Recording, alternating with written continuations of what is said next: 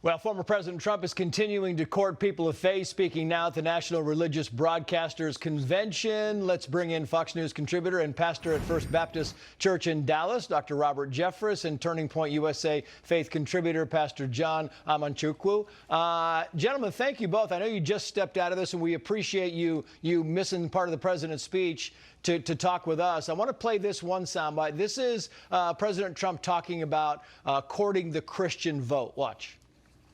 Ultimately, the radical left is coming after all of us because they know that our allegiance is not to them. Our allegiance is to our country, and our allegiance is to our Creator. How any Christian can vote for a Democrat, Christian or person of faith, how you can vote for a Democrat is crazy. It's crazy. They've got to stop.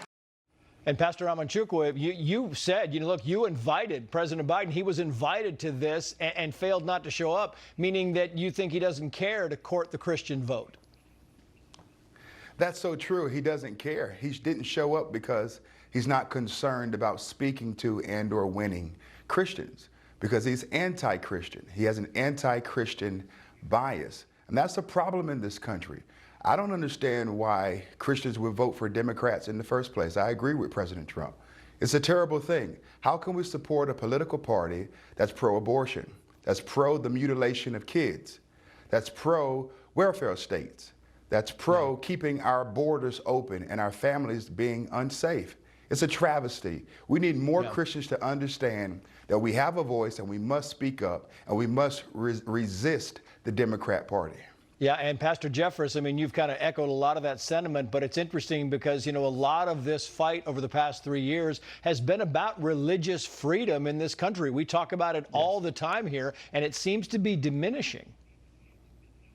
It is, and the president addressed this in more detail tonight than I've ever heard him do so, talking about establishing an anti-Christian bias commission and restoring the rights of Christians. And look, Trace, I've known President Trump for 9 years. Tonight was the most powerful pro-Christian message I have ever heard him deliver. Yes, he talked about his record of success in pro-life, pro-religious liberty, pro-Israel, but he did something I've not heard him do to this extent. He quoted something I had said about him, and then he said, "It's true. I am a follower of Jesus Christ. I'm proud to be a Christian."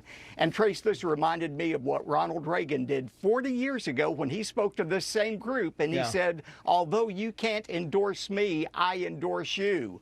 Well, President Trump went a lot further. He not only endorsed Christians, he identified as a Christian, and I think in return, Christians are endorsing him, and they're going to vote for him in record numbers on November 5th. And I've got a few seconds left, and Pastor Amanchukwu, I just want to get your take on the fact that, President Trump was talking about you got Christians who can't stay on the sidelines.